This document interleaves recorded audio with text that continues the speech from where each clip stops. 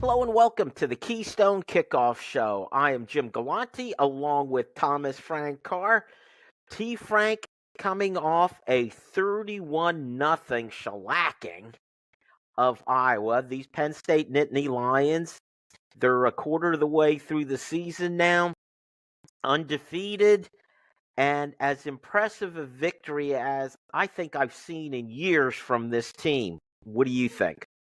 Yeah, I after the game on our post game show, I said I don't really have words for that, and we've talked about it a couple of times on the show this week, and it's you don't see domination like that. I mean, you didn't even see domination like that against Delaware. Delaware scored 7 points, so it was the Iowa offense had so very little, and they came in knowing that. And I think that's kind of, to me, the biggest takeaway was they shot their shot on their first two drives, and after that, they had nothing left in the chamber. So Penn State then, from a offensive standpoint, you go back and you listen to the things that James Franklin says, and he does a great job of foreshadowing the game. Called a shot on Tuesday that we're going to grind it out, and that's what they did. They 97 plays, and I said this in our film study on Tuesday morning. When you get to 97 plays, there's no more theme. There's no more, hey, what's the flavor of this week? Because you're running anything you can think of at that point. You're running your base offense. You're running plays from week, whatever you installed and whatever everyone knows, that's what you're running. So, we can get into the offensive decision-making process, but really it came down to, at a certain point, we're just going to out-execute Iowa, and they did it 3 to 3.5 to 4 yards at a time. I found it fascinating, T. Frank, James Franklin talking about the offensive coordinator not getting bored from calling the same plays. Well, when you have to do 90-some plays, there's going to be some repeats there. There's no other way to put it. And by the way, obviously I'm mathematically challenged. I said they're a quarter of the way through their season. They're actually a third of the way through the season, T. Frank. I didn't realize there was going to be math involved here. But anyway. That's why I don't do it on the fly. I stopped. I'm a rehabilitated math journalist, which is I'm not going to try. It's all going to be done behind the scenes. Well, it just shows you I should have prepared that in my notes ahead of time instead of winging it with the math. Lesson learned. All right, let's move on. Let's start with the offensive side of the ball, T. Frank. We'll get to the defense that essentially pitched a no-hitter. But let's talk about the offense. A lot more to talk about there because a lot more plays, obviously. But I think one of the things, if you're going to nitpick with this offense, both with the running game and the passing game, was no home runs. I'm keeping that baseball analogy going here, T. Frank. Yeah. No home runs running the ball, and even throwing the ball, there were not passes beyond. I don't think they threw any ball beyond 15 or 20 yards. Yeah. Is that any kind of concern at all? Can there be a concern when you march down the field the way they did? So that's kind of what James Franklin said after the game, is normally this is a program that is one of their landmarks every game is how many explosive plays do we generate. And James Franklin said, in a game like this against Iowa, the way they play, you cannot use that because that is not about that's not the guidepost for this particular game. It's be consistent, and as you said, as James Franklin said after the game, not getting bored with doing the right thing. And I appreciate him saying that because Mike Yurcich, he found a lot of creative ways to do the exact same screen pass of getting Theo Johnson the ball and then a couple of blockers in front of him. I appreciate that as someone who also gets bored easily and wants to see something different. So it just goes back into the game plan. Let's talk about some of the kind of high level numbers of Drew Allar. And some of these stuff, we'll get into some of the details, and some of them, we'll leave over on the website. But 27% of his passes were screens. That's a lot of screens. So the game plan was not we're throwing it deep. There were a couple of opportunities for deep shots, but Iowa played it well. And that's the thing with Iowa is they're not falling for double moves. They're going to be very sound in coverage, and they are going to operate their keys effectively. Now, on the touchdown passes in the red zone, Penn State was able to manipulate their defense and get those, that 4th and 1 play where Khalil Dinkins gets a touchdown. They're able to manipulate the safeties and kind of pry open the defense for a touchdown. They use that selectively throughout the game. But other than that, it was just Drew Allar taking what the defense gave you, which was the 10 to 15 yards, maybe sometimes 7 on those easy access throws in soft cover 3 and soft cover 4. And that was it. I mean, he has been incredibly careful with the football. And if you want to say, is there a concern? Is Drew Allar going to be pathologically conservative? We saw in week 1 that he's willing to put the ball down the field into some windows. We've seen select times on 3rd down when he needs to have it, he can go get it. But standing in his own end zone to start the game, he's throwing check downs because he doesn't even let some of the routes develop because he doesn't want to give Iowa the opportunity to get free points. Not going to get a safety, not going to get an interception, fumble, sack, any of those things. We're going to be safe, and we're going to let the defense do what they do. So no. I would say in this game, the need for explosive plays and the desire to get them, it'd be great if you could just rip off a big run and run through the Iowa defense, but they are a really good defense. They're a good front 7, they're disciplined, and they make it hard on you, which again goes back to the whole grind it out. You're going to have to get 4 yards at a time. They're not going to gift you 17, 18, 20 yards. And T. Frank, that's why I don't feel any concern about that, because in Drew Allar, you have a quarterback that could hit a big play, has the arm talent to beat you down the field. So if you're playing a defense that's giving you things underneath, and you have a team that's not making the mistakes, not fumbling the ball, limiting the penalties, the things that a bend, don't break defense wants you to do, I have zero problem with that. There will be, plus you throw in some rainy weather, I'm happy with a young quarterback going for a third of the way into the season, T. Frank, without throwing an interception, right? Yeah. Yeah, and he's been very good with the football in a lot of different ways. And I broke down some of my favorite plays that he had on Saturday, and some of them weren't even completions. They were, don't fall into the trap of falling in love with your own strengths. So, as we mentioned, taking those easy access throws, those soft comeback routes against coverage, and a couple of times, Iowa tried to bait him into throwing a football into the wrong coverage because they showed one pre-snap, and the way that they can rotate their safeties and the way that they play can make it very ambiguous. Is this cover 3, cover 4? And that changes where the underneath defenders are and how the windows open and close. And he didn't take the bait at any point, where I think it's super easy a lot of times if you're like, okay, I've decided, I know this is going to be, I know I've got this route. I know that the coverage defender is going to do this, and I'm just going to throw it, like the no-think thing. But he always checks afterwards. He watches the coverage, and then when it's not there, he quickly goes to the next thing. If there's one area of his game that I would say I'd like to see him improve, early in the season, we saw him step through the pocket much more routinely. And by early in the season, I mean game 1. Since then, he's done a little more drifting out of the pocket into pressure and making it harder on his tackles than I think he needs to. He can step up into the pocket, but he's also gotten a lot of pressure up in his face so far this season. So that might be a natural reaction to he's always expecting pressure to come from the middle. And there were a couple of times where if he stayed in the pocket, stayed firm there, he could have had Theo Johnson or another player on the backside of a play. But because he moved into, the majority of his progressions towards his first progression, he takes away half the field kind of on his own. And then you're not set up. Your landmarks aren't ready for you to throw. So a small correction is just making sure you're firm in the pocket and you don't drift and try to escape pressure that isn't there. So these are minor things. Even stepping up and running, we talked about that before the game, and there was some opportunities where they were running coverages where if Allar broke the pocket and was aggressive to run, he would have had advantageous situations to run the football.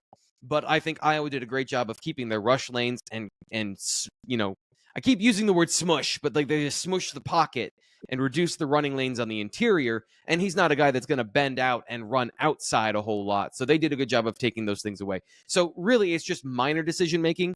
But when it comes to the arm and the mind and everything he does in the passing game, very few, if any, things that you want to correct or any things that you have concerns about from his ability to read the defense and find the right route. Let's talk about the running game a little bit, T. Frank. I made the Oh, statement earlier in the week that I felt like the running backs were maxing out the availability on their runs. If there hmm were 5 yards there, I felt like they were getting the 5 yards. Should there be more of a concern about them not getting the big play? And why aren't they getting that big run? it changes week to week, truthfully, in terms of what the defense is doing and what's in front of them. And this is the point of running backs, is that if you talk about the hierarchy of what causes big plays, coordinator calling the right play, getting the right look, getting the right rotation from the safety, offensive line blocking, quarterback getting you in the right run before the snap, and then the running back's ability to make things happen outside of structure is like third or fourth on the list. So Iowa does a good job. Penn State, I mentioned this. Penn State, I believed going into this game was going to kind of shift their running style from what they've been doing, which is mostly zone, and going heavier into their gap blocking schemes. And that bore out for the first half of the game, where they were running counter more than they were running the inside and outside zone. But at the same time, they ran 57 run plays. So eventually they just got back into their base offense. And when you get back into your base offense of inside zone, running between the tackles against Iowa, those defensive tackles made it hard. It was not a great game for the guys on the interior. I'd say they took a step back from where they were last week. So that's just the shifting of the sands in terms of 1 week they do a great job blocking, and then there's an overload in the box of players, and you got free defenders. This week, there were not great running lanes, and the running backs maximized those situations, especially. I think Katron Allen had great vision to cut back in those zone blocking systems. And for Nick Singleton, I think there's just a little bit of bad luck at times where I'm looking at the decision he's making. He's making a good decision, but he's not as loose and agile and doesn't, make those springy cuts to bounce between the gaps and cause real problems for the defenders. He is much more of a train track sort of guy where he's on a path. He makes a good decision, but he ends up running into a look where his blocking is not clean. And he ran into a lot of dead looks because tight ends didn't have a great game from a blocking perspective. Sometimes the interior didn't have a good blocking game from that perspective. So his effectiveness was limited, I think, by the schemes, and Iowa doing a great job in those systems of preventing big runs.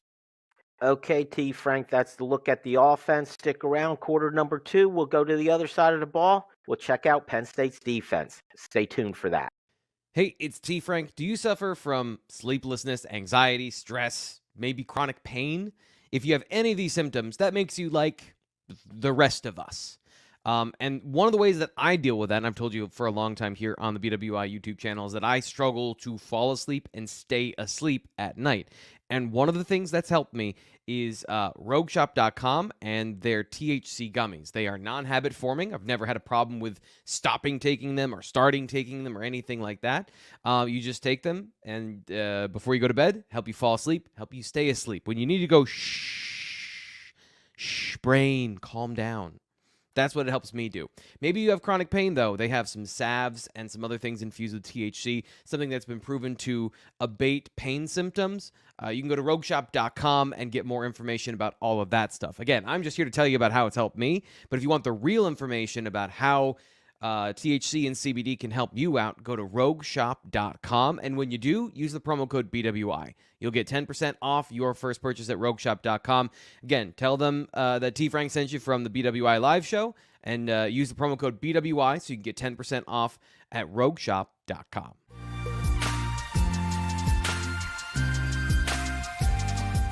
Hello and welcome back to the Keystone Kickoff Show. It's quarter number 2. He is T. Frank. I'm Jim.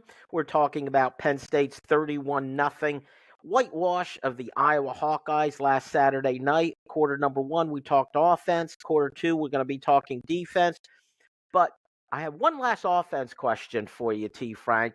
Yeah. I've been calling for this for 4 games now to see Drew Allar pull the ball out from the running backs guy and actually run the ball. Yep. We saw that once. Yeah. and he got a first down. So I want to put Yeah. in my request to become the new offensive coordinator because I've been calling for that and it worked, T. Frank.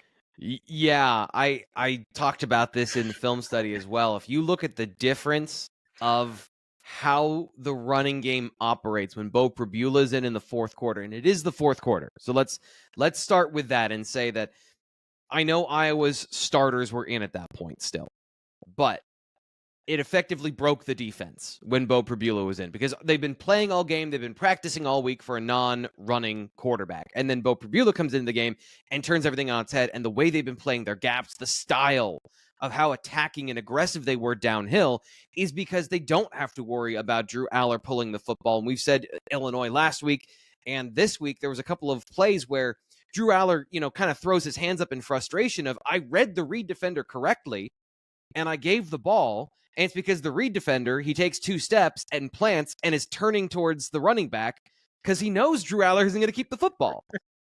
So you do have this difference and going into the Trey Potts conversation. Trey Potts is so productive in the fourth quarter because he's out there with Bo Pribula. And the way the linebackers and safeties and everybody has to react to the real dangerous threat of Bo Pribula, it changes the running game. So going back to Nick Singleton and Katron Allen, that is also a part of the conversation of these guys are going it. They've got it on hard mode where they've got to make everything work for the run game because the quarterback is not a serious threat in the run game. He can pull the ball more, but even if he does, is it really what you want? Like, is that an ideal situation for your offense? He's going to have some timely key runs this year if he's doing it right.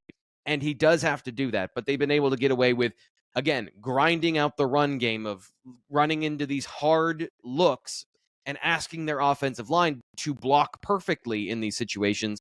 And that's kind of a theme of the game is they got enough. They did a good job blocking up front, but Iowa got theirs. And Iowa did a great job in certain situations of shutting down looks they were expecting and playing Penn State really well in a couple of different ways. Going back to, and I know we're talking about the defense in this, but there's so much from the offense to talk about. Of Penn State came in with a shift, kind of like they did against Auburn, where they've been playing zone, and then they go with the counter game heavy in this game against Iowa. And it didn't have a great effect because Iowa shut it down. They used their defensive ends, kind of how Penn State uses them, of attacking the pulls in the backfield and trapping those runners where they don't have the ability to get out into space. And then when you tried to cut back, you didn't have some backside blocks that were there and ready to go. So Penn State, what they had been doing last year with their counter game, didn't really work. So then you go back to the base offense and then you just smash football until you win. You just smash the A button on the run and the truck stick until you get 31 points. Well, anyway, I think just having the threat of Drew Allar pulling the ball and running, it will help the running backs, as you said. And as far as still talking about the offense, well, there were 97 offensive plays, Frank. There were only 33 on defense to talk about. Let's talk about that. I think going into this game, we knew Penn State's defense was probably the best unit on the field on that day, and Iowa's offense was probably the worst unit on the field that day. I think we expected Penn State's defense to get the better of Iowa's offense. But I'm not sure anybody expected what we saw. T. Frank, probably my favorite statistic, and there's so many great ones, was Iowa got a second first down less than 5 minutes into the game. Yep. They did not get another first down until the fourth quarter. So what was it that made this performance so special for Penn State's defense? How did they do this?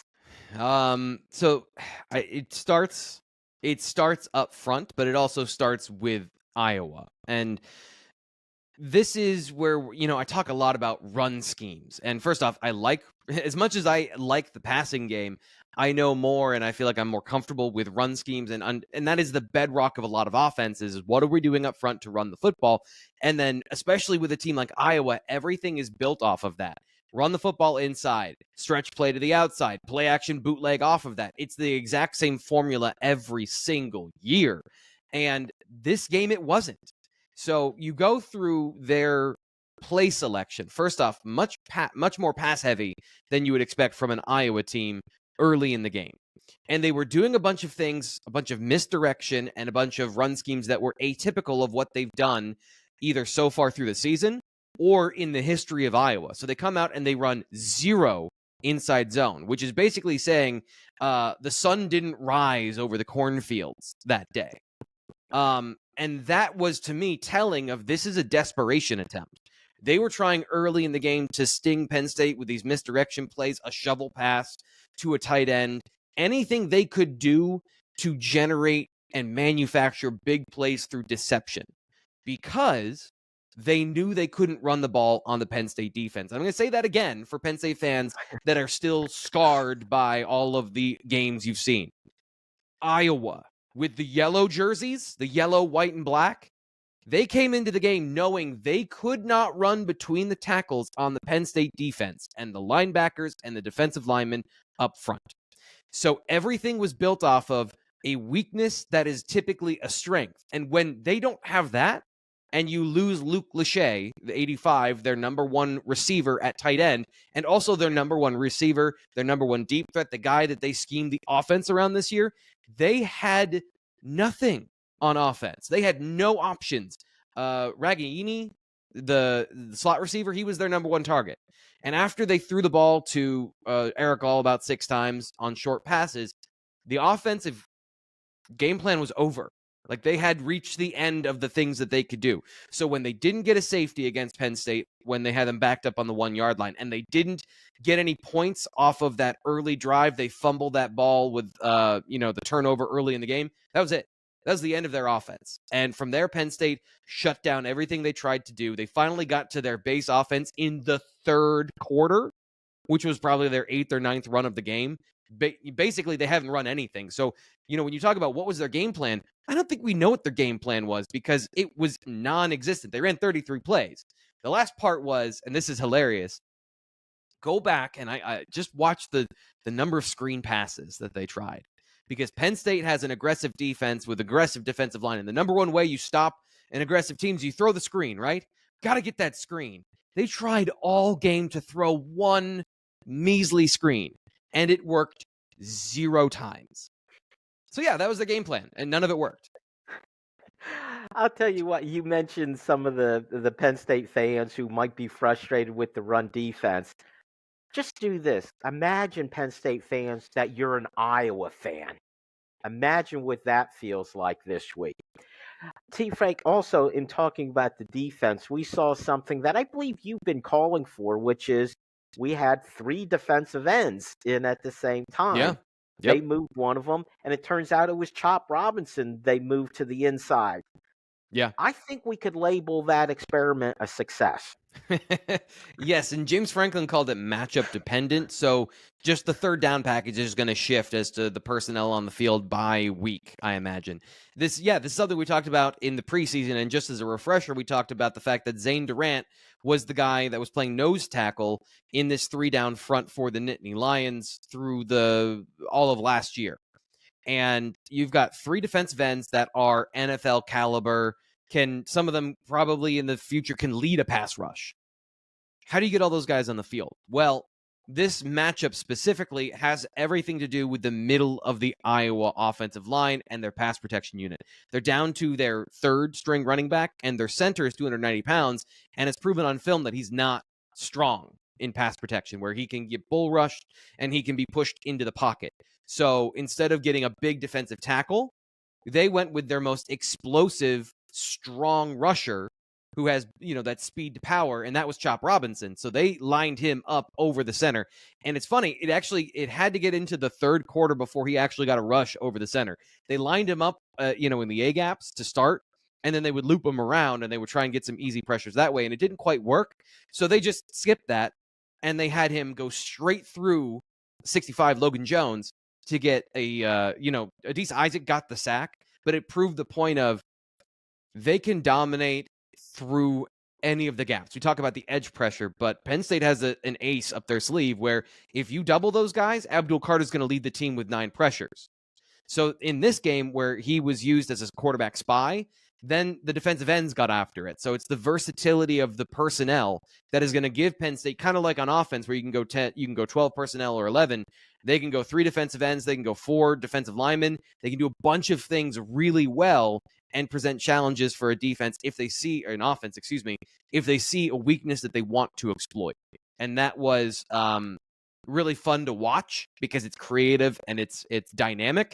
And it creates a lot of opportunities when you've got Abdul Carter and Chop Robinson both in the A gap. That is legitimately a scary proposition for almost every offense out there. T. Frank, I'd like to play a little game called Name Your Favorite Stat. You mentioned one, I mentioned one earlier. Yeah. I'm going to give you 2, and you tell me which better stat. You mentioned Iowa getting into their offense in the third quarter. T. Frank, they ran 4 plays the entire third quarter. One of them a 3 and out, and to break out the streak of 5 straight 3 and outs, they decided to fumble the ball on first down their next possession. Yep. The other stat, between the second and third quarter, I think it was 13 total plays for minus 12 yards. Yeah. Those are 2 of my favorites. Could you pick from those 2? I think it's a 13 plays for minus 12 yards. That's really the icing on the cake because you're now walking back the miserable production you had made so far. And I'll give you my favorite stat of the game, which is the cumulative yardage that they got on all of those plays. They got 76 total yards. And half of that, I think, came on 2 plays. And let me describe one play really quickly. K. McNamara runs for 15 yards on a bootleg. And there's nobody out there because Curtis Jacobs is reading that play. He's looking for the route coming through the backfield. The route never got there because Hakeem Beamon ran through Eric All, and there's just nobody out there. So Iowa's most productive play came on a broken play where the offense really didn't function. They just got lucky in that situation. Sometimes better lucky than good, T. Frank, and there was a case of it. All right. They weren't much of either. That is it for quarter number 2. Stick around. We've got your questions, and we're going to ask T. Frank next.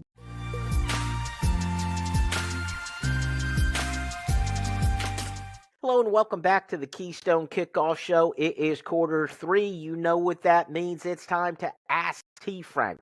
This is where we take your questions. We present them to T. Frank. T. Frank gives us great answers to all the questions. At the end of the segment, T. Frank will pick out the best question. Whoever sent us that question, they will win the prize pack from our good friends at 409tailgateclub.com, the place to go for great barbecue sauces, barbecue rubs, Bloody Mary mix.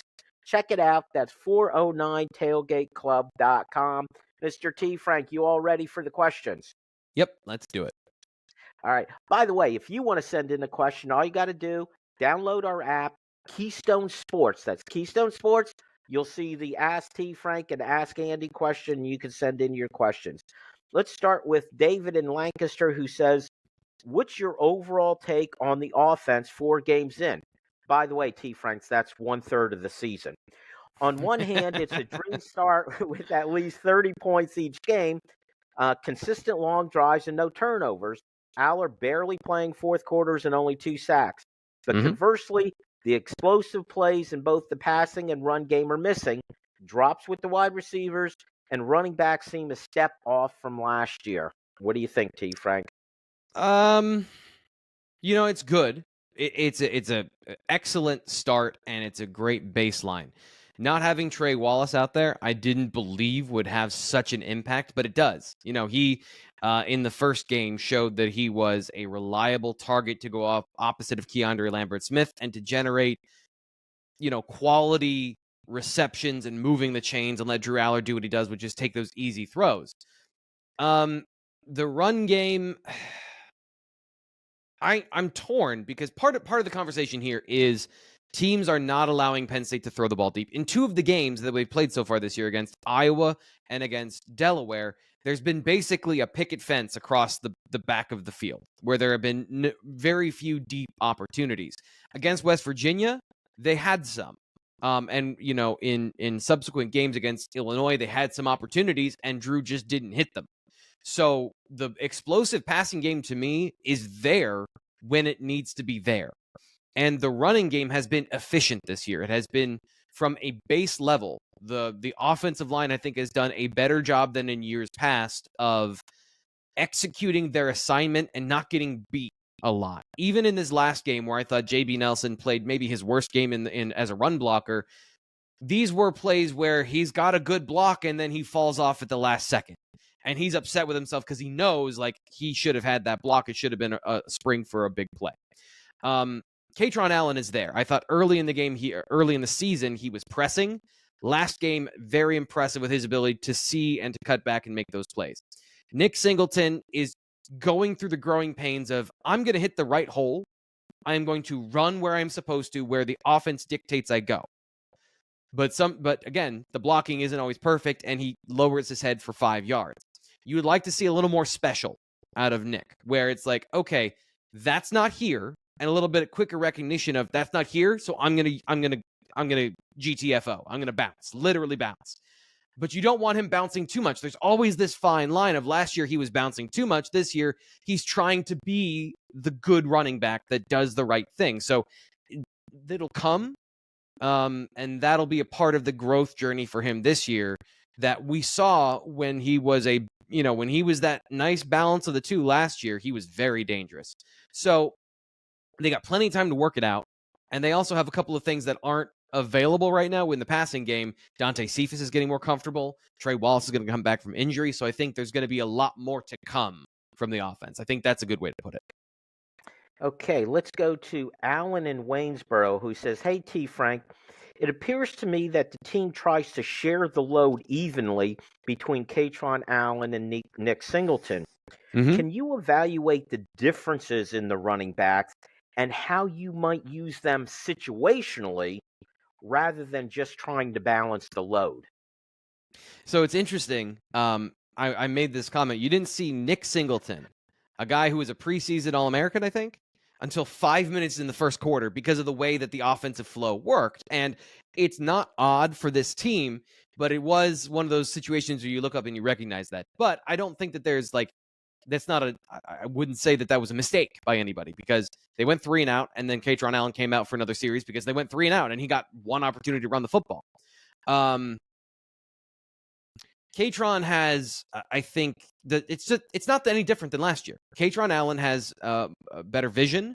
He has better agility in the hole to make linebackers wrong because he's just got that sudden hop between gaps, and he's able to create yardage where maybe there isn't a whole lot.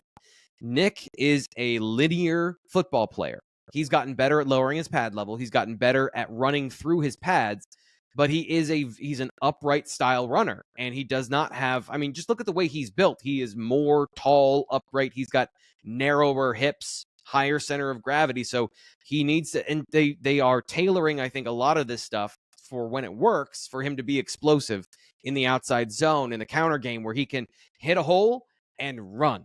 And they're just trying to work out making sure that the hole is there, and when he hits it, he can run through the arm tackles to get into the second level, and that is something it's in the works. So I don't think necessarily you need to change the offense for one or the other. I think you just need to create the situations that they need to run, and they do have different stylistic things, but both can work in either situation and in any of these offensive schemes we've talked about.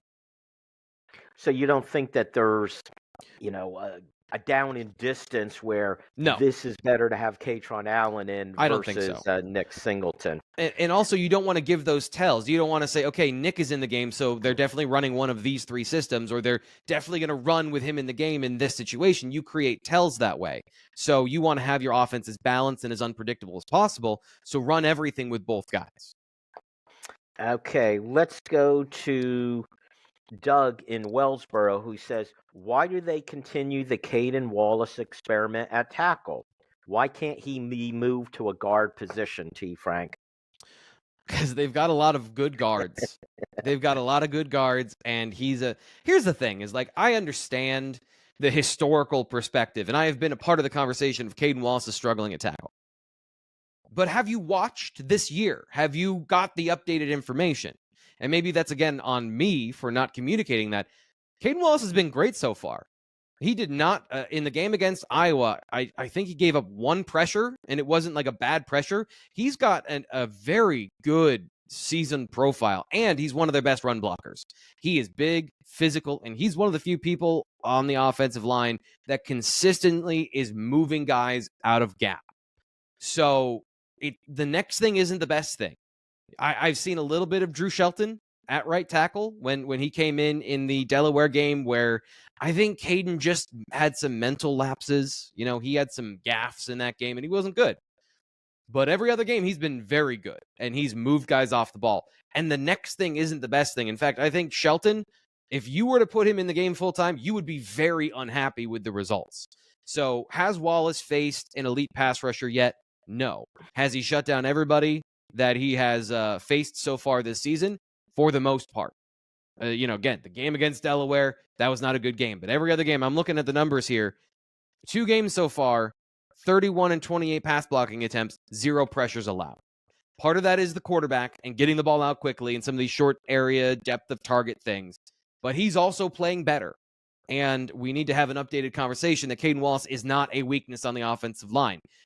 He could be in the future, but I don't think Drew Shelton is better than Caden Wallace. In fact, I think it's firmly in Caden's court right now, because Drew still needs to do some physical developing and some technical developing, especially on the right side, to play with the same strength that Wallace is playing with right now. Okay, I think Doug falls into the trap a lot of us as fans do. We see one play and make a judgment on it.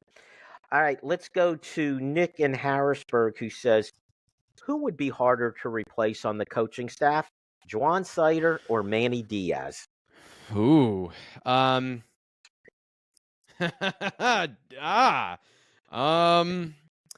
Sider has been doing an excellent job recruiting the running back position and making it a strength and a public strength. You know, that perception of running backs go to Penn State. Manny Diaz has crafted a defense that can and should attract the most valuable positions in football outside of tackle and quarterback. You got edge rushers and corners.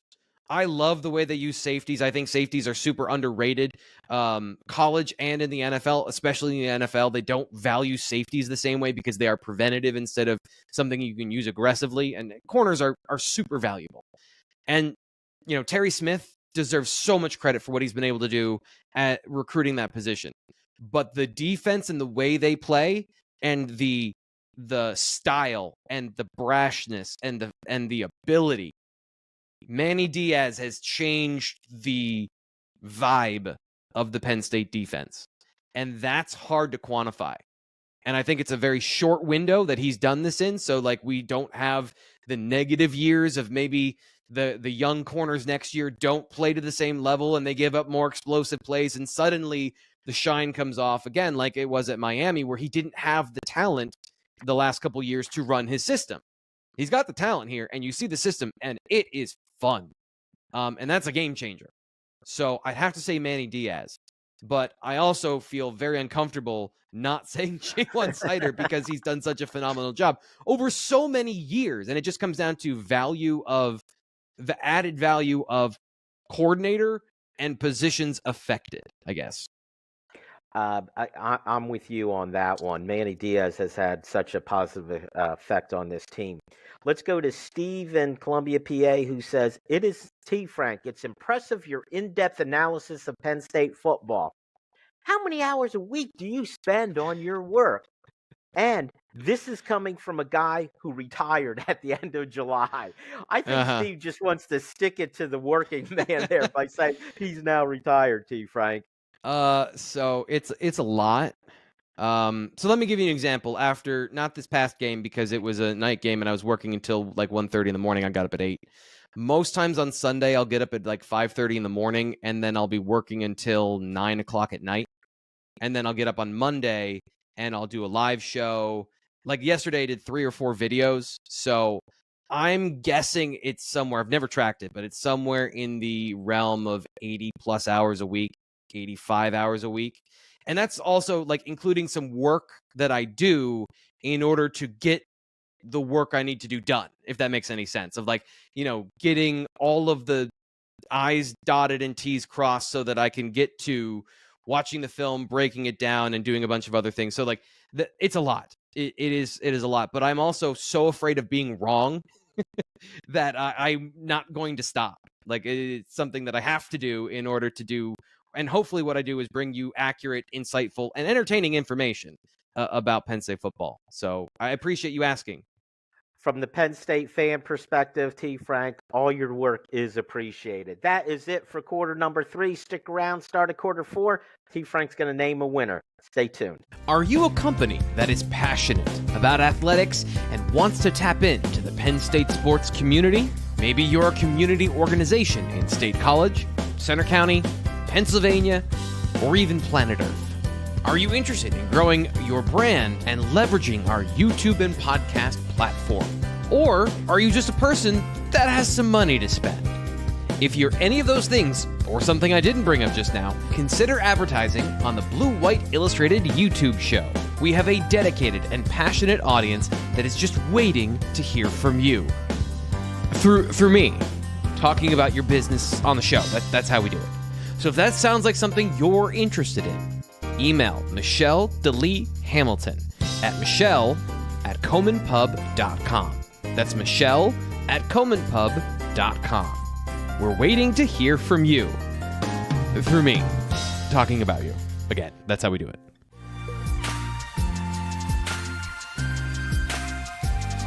Hello and welcome back to the Keystone Kickoff Show. It's quarter number 4. I'm Jim Galante along with Thomas Frank Carr. T. Frank, we just got done with our Ask T. Frank segment. We need a winner. Who's it going to be? Yeah, we're going with Alan and Waynesboro asking about the different running styles of the running backs. Because I think it's a good conversation about you don't want to fall into the trap of accentuating strengths to the point that you become predictable. And I think there's a balance there also of growth. You want to challenge these players to be better and to grow within their weaknesses. And you don't do that by just feeding them the shortest route to success. So I think it was a good conversation to have about, how to use these special players and how to try and make them grow and be truly bulletproof as runners and receivers. Okay, T. Frank, very good. We will be getting a hold of you, Alan, about your prize. Let's move on, T. Frank. I want to talk Northwestern in a minute. First, 2 commits this week coming out of the whiteout game. Very nice. Let's give a quick overview of these 2 players. DJ McClary, 6 foot, 205 pound, a linebacker from Jersey City, and Tyke Hayes, a 5'9", 190 running back from Aliquippa. Both of them are 4 stars. Talk about adding more work onto the pile when I wasn't ready for it. This always happens when there's a certain level of panic that gets into me. It's like, now I've got to watch all these high school games. It's like, we'll get to that when we get to that. So I don't have I don't have a fully informed opinion of these guys just yet. I have watched, their highlight video, and I've done some digging in terms of listening to my coworkers and what they said at BlueWhiteIllustrated.com about these players. So it's kind of a surface level view of them. But Tyke Hayes, especially this last time, I think he's a fun player. On Monday, he committed to the program, the running back. It's an interesting conversation, because if you talk to certain Penn State fans on the internet, what are we doing? This is a 3-star running back ranked 349 in the On3 industry ranking. Watch him run the football. We talk about Nick Singleton, and he's learning to be a running back. This kid in high school reminds me a little of Katron Allen. Maybe not a professional runner, which is what I called Katron when he was at IMG, but the natural instincts of when to use certain moves. He is fun to watch. Like, you can see him on a certain play, back-to-back, use a stiff arm, jump over a player, and then lower his shoulder.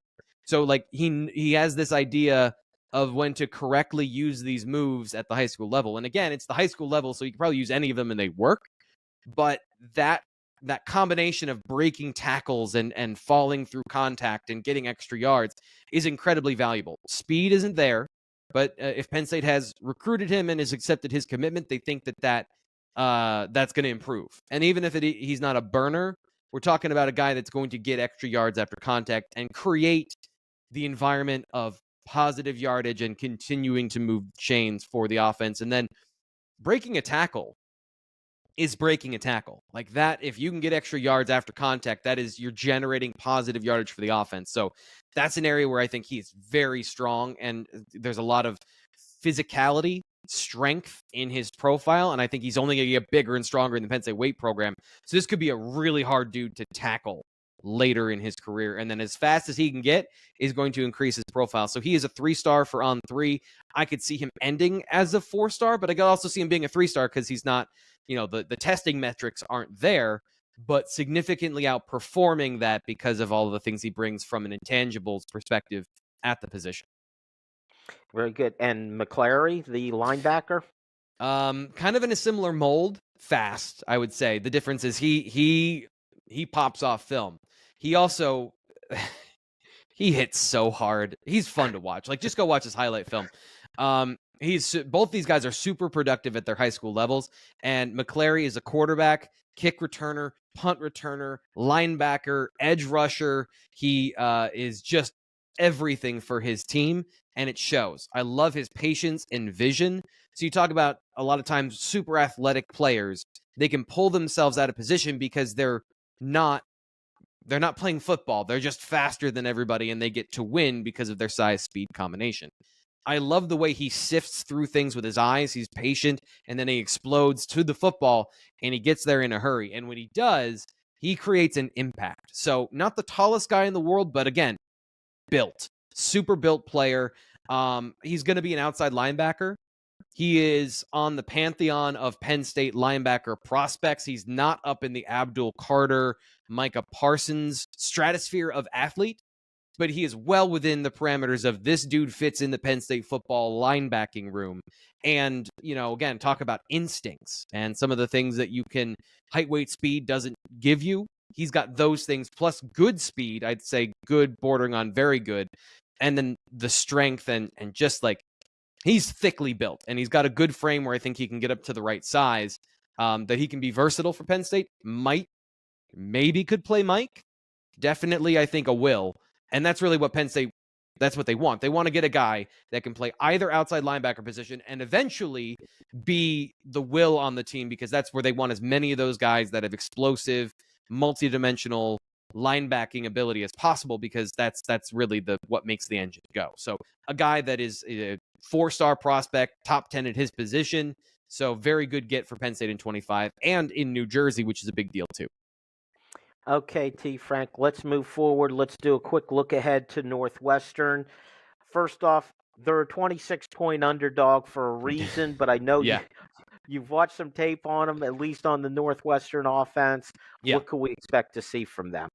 The quarterback, and again, at this point, I have watched a game. I haven't even watched the full game because I was going through the Minnesota game, and it was like I haven't gotten to the overtime yet. So their quarterback is fun to watch. I don't know that he's good, but he's fun to watch. Scrambler, athletic, will use his legs to extend plays, and sees the field really well. I think he sees defenses how he should. So this is a situation where if Penn State is not on their game, he could hit them, in some zone. If they're in a zone pressure and he evades the pressure, he could find the open receiver, knows where to go with the football. The problem is he can't really get it there all the time. And that is from an accuracy perspective and, an arm strength, dynamism perspective. I think he's got a fine arm, but again, I'm used to watching Drew Allar at this point, so everything is kind of meh. And that's where you have to recalibrate to this as a college quarterback. And he could keep them in the game, but from an offensive perspective, their offensive line didn't impress me right away. It seemed like they were doing a lot of things to run around their offensive line instead of through their offensive line. Later in the game against Minnesota, they're able to get some yards between the tackles. But if you're talking about the matchup with Penn State, I think you're going to have a similar situation. They're going to try to attack the edges, screens, quick passes. This is the part that's hard for me, though, Jim, is because I'm looking at the defense they're facing. And everyone runs cover 4. Everyone runs these match systems that you saw Delaware run, and you saw a little bit of West Virginia running, and especially what Iowa ran. Everyone runs these 2 high systems that keeps a lid on explosive plays. And you want to talk about Penn State not generating a ton of explosive plays. Part of it is the style of college football is defensive coordinators have had it. We're done giving up explosive plays. So you can nickel and dime in the run game all you want, but we're betting that the car crash that happens up front is going to routinely generate average yardage and not these big runs. So this is a week that Penn State could get some runs on the board. But at the same time, how is Northwestern going to play Penn State? Because there's a lot of these vertical passing concepts against cover 4. You're trying to attack that coverage shell because of the way it operates. I don't think you're going to get a lot of that against Penn State. You saw the same thing with Iowa. They were running a lot of vertical stuff before going against some cover 4 teams and some soft coverages. And then they throw a bunch of short stuff against Penn State because of the nature of the Manny Diaz defense. So again, a lot of short passes, a lot of control, screens, college-y stuff, but I don't see a huge threat from the Northwestern offense. But they should be fun to watch if they can get a couple plays strung together. Well, as I said, it's a 26-point spread here going on, T. Frank, for a reason. Let's look at the Penn State side of this. After the Iowa game, they've got Northwestern, a bye week, then UMass before going to Ohio State. Yep. So I think these next 3 weeks are about, okay, let's get ourselves ready. I know James Franklin will say 1-0 this week. Yeah. But realistically, they've got to be looking ahead. What are the things Penn State should be working on? What should the fan watching the game say, okay, this is what Penn State's working on, what we want to see? Yeah, I think we've covered a lot of them over the first 3 weeks of the season. It's just putting together a complete offensive performance. They've shown they can attack the deep part of the field, but they haven't routinely executed in that area. So, just make other teams pay for running what they run. That is, I would say, if there's an area where in the run game, they're seeing a lot of these two high shells, like I said. And if you get those, there's not the safety drop down in the run game. You should be getting 5 yards. You should be chunking up the run game. And they have been inconsistent at doing that. They did that early in the season against West Virginia, but they have been inconsistent in their blocking and running to be a cohesive unit. I feel like, again, they're just off, just small percentages from taking a 3-yard run and making it a 9-yard run. And then you have fewer complaints when they're averaging 6 yards a carry, even if they don't have the explosive plays. And then when it comes to Drew Allar, I want to see him be a little more aggressive. 4.4 yards average depth of target is good when you're playing Iowa. I wanted to see him attack those coverages a little more, but Penn State, in their game plan, that was not the plan of attack. And respect James Franklin and the coaching staff for making that decision. That's their decision, right? They didn't want to give Iowa the opportunity to be in the football game. Totally get that. But every once in a while, I think that this offense does need to be, we have a 5-star quarterback with a 5-star arm. He can read the defense, throw into those second windows, and I don't want to say don't be afraid, but be confident in your skills. And part of this is Trey Wallace not being healthy. So that's going to be part of it. Is he healthy this week? Is he healthy homecoming? Like, just keeping all these pieces together. And that's really it for me on that side of the ball. Defensively, I would say just continuing to clean up the stuff up front. Slanting and stinging gaps. They did a great job against Iowa. Bring that same energy every week of hitting your gap exactly the way you should, and this defense will be dominant week in and week out. They'll go up against every single offense they face if they play gap sound, because they do a lot of smart things to set up their second level to get free runs at the running back and the ball carrier. So those are the things I'd say clean up in those areas on defense, and it's at this point, it's minor adjustments of just continue to be what you are so far. Okay, we got a couple seconds left. You gave yourself enough time to give us a prediction, T. Frank. Oh, man. I made the mistake of giving Iowa a lot of points, and it's because I had not watched their offense when we had this conversation last week, so I gave them like 17 points. Let's be brave and say Penn State gets to 48 in this game. 48-10? 48-10. Let's do 48-10. Let's do that, T. Frank. Very good. 48-10. Zero confidence. You heard it here first. All right. Thanks very much, T. Frank. Great show.